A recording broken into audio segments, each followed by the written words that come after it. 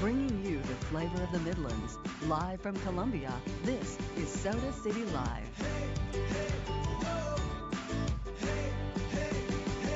Well, welcome back, everyone. I am looking forward to emceeing a special dinner this Thursday night for an organization called School Ministries. The free event is open to those of you wanting to learn more about release time Bible education. The keynote speaker will be Kelvin Cochran. He is the former Atlanta fire chief who was fired from his job for his religious beliefs. That happened in 2015. Ken Breivik is the executive director of the organization School Ministries, which oversees the release time programs across not only South Carolina, but the nation. Ken, so glad to have you with us today. So great to be here. Yeah, so I know there are a lot of people who think, I'd love to know more about that. They just haven't heard about it. Or they get little snippets of it. But School Ministries, if I could call it the umbrella, yes, would that be right? That's right. And under it, one of the things you guys do is something called release time. Right. Explain what that is. So for over 100 years, there's been a program where kids are allowed to be released during the day to study religion, in our case, Christianity. Mm-hmm. But our program, School Ministry, started here in South Carolina, and now literally we have programs in Los Angeles, Columbus, literally all over the country. And it can go elementary, middle, or high school.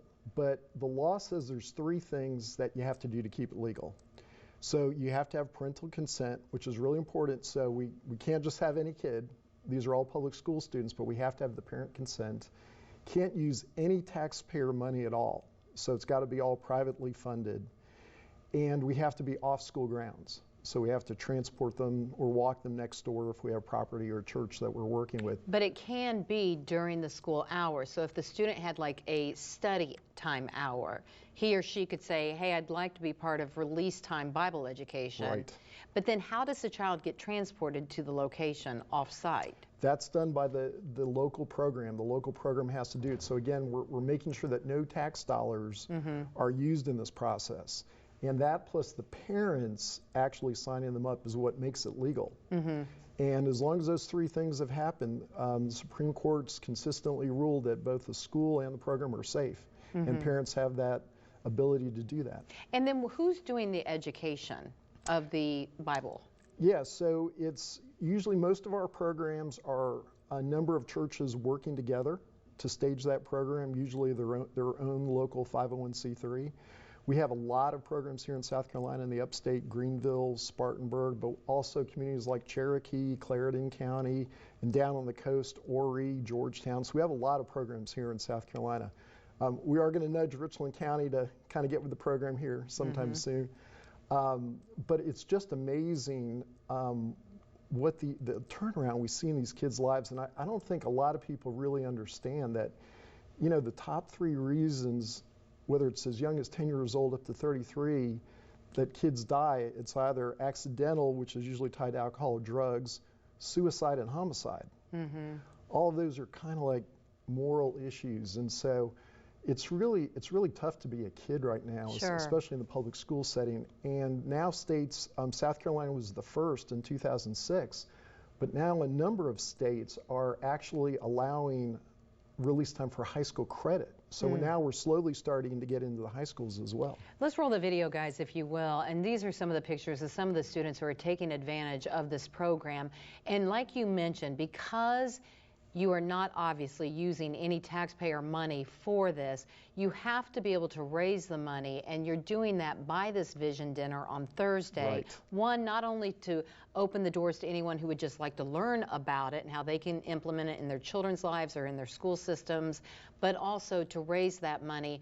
Tell us about your special speaker, Kelvin Cochran, and why you're choosing him, because he certainly knows what it is to take a stand for his faith. Well, and that's exactly it. You know, I think more and more today we realize that your faith can cost you something.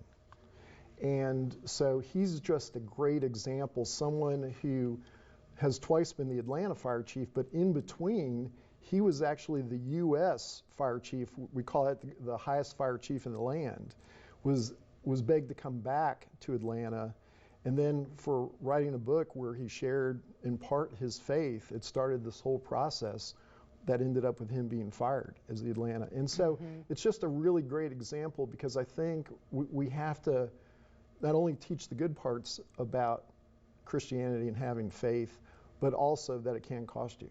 And he's a great example of that. Well, I'm so looking forward to hearing his story Thursday night. And again, here's the information on the screen. If you are interested in being part of this, the School Ministries will hold the special dinner about release time Bible education this Thursday. So the 6 p.m. is the reception, but the doors will actually open at 5:45 p.m. and you can go in then. Dinner's at 6:30 p.m. It is at First Presbyterian Church. They've got a beautiful facility there set up with all the tables for the dinner, and that's just here in downtown Columbia. It is free, but they would like you to register. If you go to schoolministries.org/events, you will be able to register for that dinner for this Thursday evening, and I will be sure to put all this information on my Facebook page sometime after the show this evening, so that you have the link where you can register and also learn more about Release Time Bible Education through School Ministries. They've got all that information on the website, and I'll make that available to you after the show.